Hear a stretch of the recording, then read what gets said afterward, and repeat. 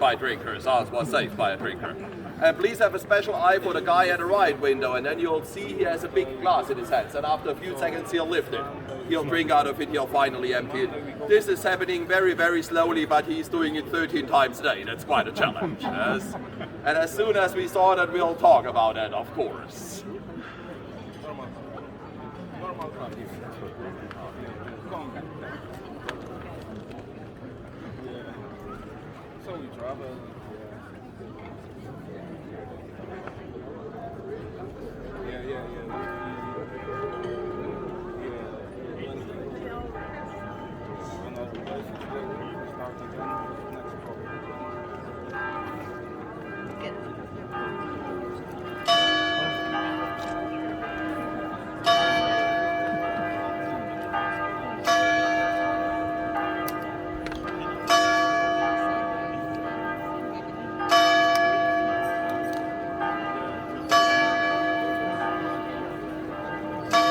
Shaking his head because he can't believe what he sees on the other picture.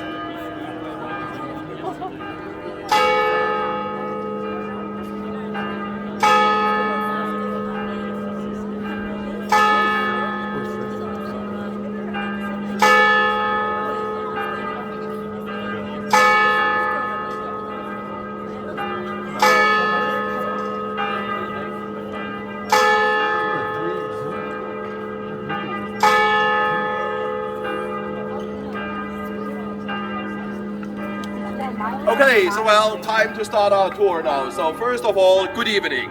And welcome to Rothenberg. My name is Daniel and I'm the night watchman here in town. And now I want to take you around. I'd like to show you some of our most important and most beautiful buildings, and we'll talk a bit about our history as well. And I think we should start with the best known story of our city, since we saw the two main characters up there already. The story of the Master Draft. It was a story that took place in the 30-year War. Do you have any ideas how long the 30-year War was? 30 years, very good, yes. It was an educated guess, yes.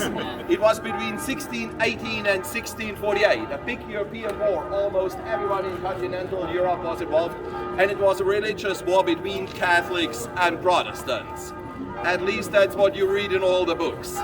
And it's definitely true for the beginning. It started as a Protestant uprising in Catholic Bohemia. Bohemia is today's Czech Republic, but in those days it was a part of the Holy Roman Empire of German nation. But then this war spread out. A lot of other European powers got involved. And also a lot of other interests got involved too. And then it was not all about religion anymore.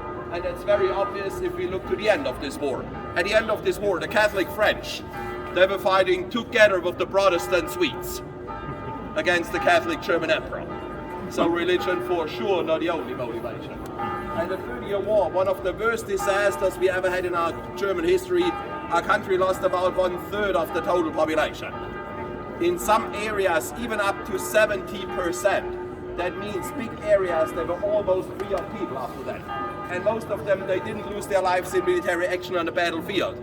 No, a lot of them starved because the soldiers were plundering everything. Or they burned the fields down so the enemy couldn't get the food, or they died of infections and diseases that were brought into the cities. First of all, it was the bubonic plagues, but many other diseases as well.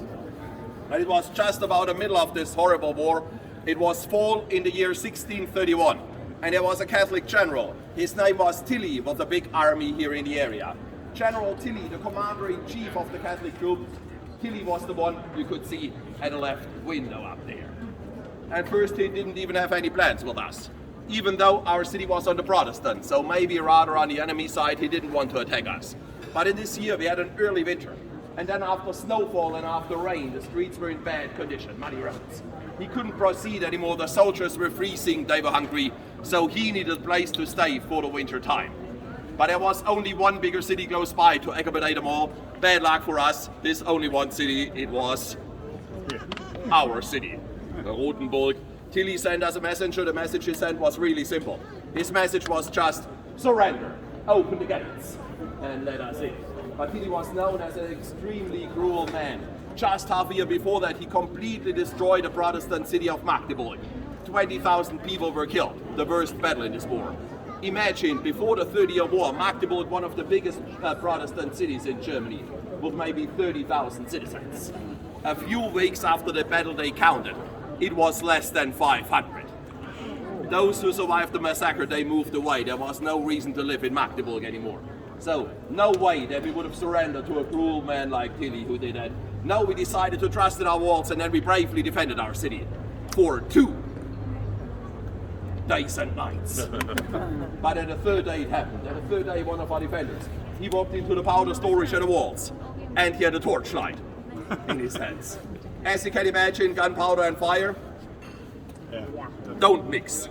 There was an explosion, our walls were damaged, and then we finally had to surrender. And so far, it's historic facts. And now we start with the story. The story of the master draft.